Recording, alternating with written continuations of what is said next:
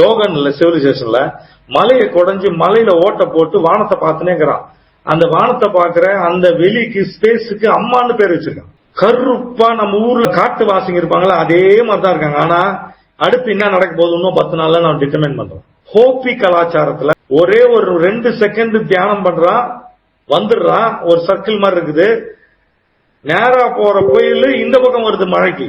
Australian அபாரிஜின்ல sound நீட்டா குழல் மாதிரி இருக்குல்ல, பைப்ல வந்து சவுண்ட் ஏற்படுத்துறான், 5 கிலோமீட்டர் வரைக்கும் கேக்குது. அதுக்கப்புறம் அதிர்வலைகள் மட்டும் போகுது, சவுண்ட் கேட்கல.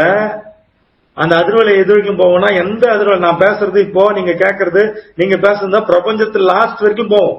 ஊதுறான்ல, ஊதும் போது தன்னுடைய எண்ணத்தை கலந்து அந்த சவுண்ட் ஏற்படுத்துறான். ஒரு 100 கிலோமீட்டர் தள்ளி இருக்கிற அவனுடைய சொந்தக்காரனுக்கு சவுண்ட் கேட்கல, அதிர்வலை மட்டும் கேட்குது. அவனுக்கு வந்து என்ன சொல்ல வரான்னு வந்துருது, அவன் அது கேட்ட மாதிரி நடந்துக்கிறான். ஆப்பிரிக்கால ஒரு இனக்குழு காட்டுக்கு வேட்டையாடி போன பிறகு அந்த இனக்குழுவில் இருக்கிற பெண்களுக்கு எதனா ஒரு அர்ஜென்ட்னா ஒரு மரத்துக்கு மேல ஏறி அந்த மரத்துக்கிட்ட தகவல் சொன்னா எங்க போயிருந்தாலும் அவனுக்கு வந்து வந்துடுறானுங்க.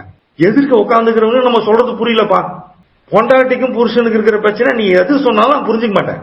இருக்கிறதுல ஒரு ஆணித்தனமான ஒரு புரிதல் என்னன்னா, எதிர்க்கு இருக்கிற ஆளுக்கு ஒண்ணும் தெரியாது.